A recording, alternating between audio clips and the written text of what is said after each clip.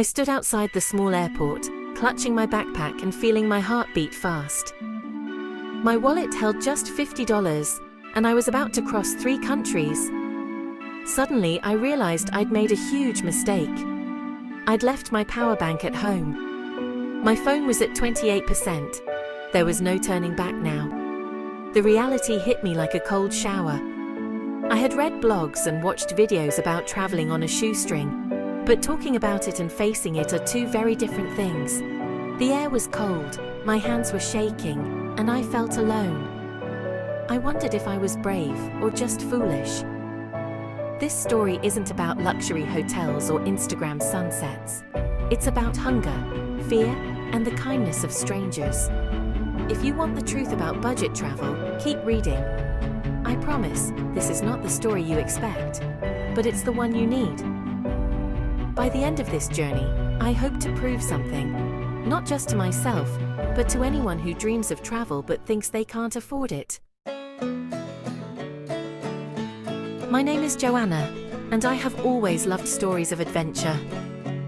I grew up watching travelers on TV and reading about wild journeys in old books. But, like many people, I believed travel was only for the rich or lucky. Then one night, I sat at my kitchen table, looking at my bank account.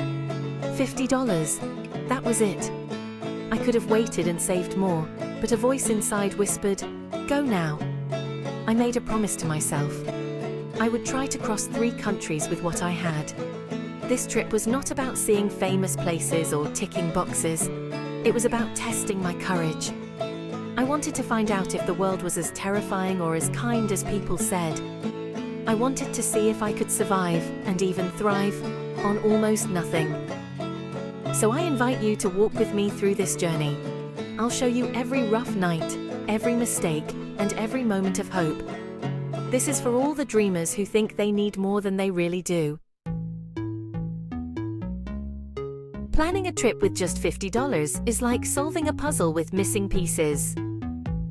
I started with a map and a notepad, scribbling ideas. My goal? Travel from Hungary through Slovakia and end in Austria. 3 countries, 1 backpack, almost no money. I searched for the cheapest ways to move. Buses, ride shares, even walking. I cut out every extra.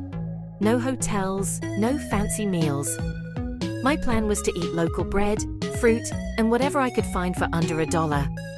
For sleeping, I would try hostels or even park benches if I had to.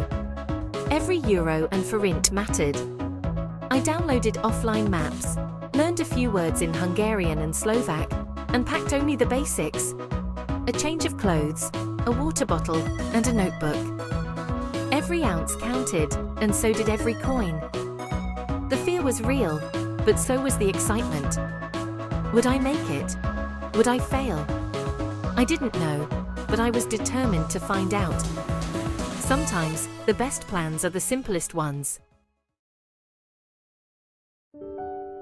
Budapest was bright and beautiful, but the city felt cold to a traveler with no money. My first night, I realized how different real travel was from the glossy photos online. I couldn't afford a hostel, so I wandered the city until midnight. Finally, I found a bench in a small park. I wrapped my jacket tightly and tried to sleep. The night was long, and the cold seeped into my bones. My stomach growled. The next morning, I spent less than $1 on a piece of bread and an apple from a street market. It tasted like hope. During the day, I walked everywhere. Each step was a lesson in patience and humility. I watched other tourists sipping coffee in warm cafes. I wanted to join them, but I knew every cent had to last. Instead, I smiled at street musicians and listened to the city's stories. Hungary taught me that travel is not always comfortable. Sometimes it's about surviving. But even in those rough hours, I found small joys. A sunrise over the Danube, a kind nod from a local baker. Crossing into Slovakia, I felt my courage and my money running low. I managed to hitch a ride with a truck driver who spoke almost no English. We laughed at our attempts to communicate. When I arrived in Bratislava, all I had left was a handful of coins. I tried to withdraw money, but my bank card wouldn't work. It was a terrifying moment. I stood in front of the ATM, almost in tears, watching people rush by. I didn't know the language well, and every sign felt like a puzzle I couldn't solve. With no money for food or shelter, I wandered the city. The hunger in my stomach was matched by the fear in my heart. I sat on the steps of the old town square, feeling smaller than ever. I thought about giving up, but something inside told me to keep going. That day, I learned that being lost is part of the journey. Sometimes, you have to reach rock bottom to find out who you really are. As I sat on those cold steps, a woman noticed me. She wore a bright red scarf and carried a bag of groceries. She smiled and asked if I needed help. I tried to explain my situation in broken Slovak and English. She nodded and handed me a sandwich and a bottle of water. Her name was Eva. She invited me to her small apartment for the night. It was warm and smelled of soup. She didn't have much, but she shared what she had. We talked with gestures and laughter, swapping stories about our families. The next day, Eva let me help her in her community garden. In return, she gave me a few euros and a ride to the train station.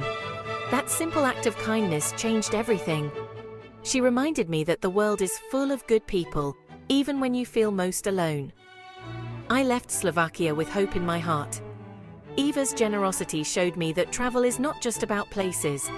It's about people, and the connections that can save you when you least expect it. Arriving in Austria felt like a miracle. I had just enough money for a cheap bus ticket to Vienna. My last meal was a simple roll and some cheese Eva had packed for me. I watched the countryside roll by, feeling both exhausted and proud. Vienna was grand and elegant, but I saw it with different eyes. I walked the streets, knowing I couldn't afford any of the city's luxuries. Instead, I sat in parks, watched locals play chess, and listened to the city's heartbeat. Every small moment felt precious. I slept one last night on a bench near the Danube, wrapped in my jacket, watching the stars. I was hungry and tired, but I wasn't afraid anymore. I had crossed 3 countries on almost nothing.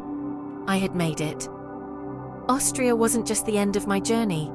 It was proof that the world is big, beautiful, and not as scary as I once thought. Looking back, I realized this journey was never about the $50. It was about courage. Money helps, but it is not everything. What matters more is your willingness to trust, to adapt, and to ask for help when you need it. I learned that real travel is often uncomfortable. You might go hungry, sleep rough, and face problems you never expected. But you also discover your own strength. And you find out that strangers can become friends, even when you have nothing to offer but a smile. Travel is not about perfect plans or expensive hotels. It's about the stories you collect and the people you meet. The world is kinder than you think, and people everywhere want to help, if only you let them. If you dream of seeing the world but feel trapped by money worries, remember, you can start small. All you need is a little courage and the first step. If you've ever wanted to travel but felt you couldn't afford it, let my story be your push. You don't need a lot of money. You need an open heart, a bit of courage, and trust in people's kindness. Start with what you have. Go somewhere nearby. Say yes to small adventures. Ask for help when you need it, and don't be afraid to look foolish. The world is waiting for you, not just the rich or the lucky, but you. Don't let fear stop you. The best stories begin when you step into the unknown. Take your $50, your dream, and your courage. You'll be amazed at how far you can go. So, pack your bag. Trust yourself. The world isn't as scary as it seems. Your adventure is waiting.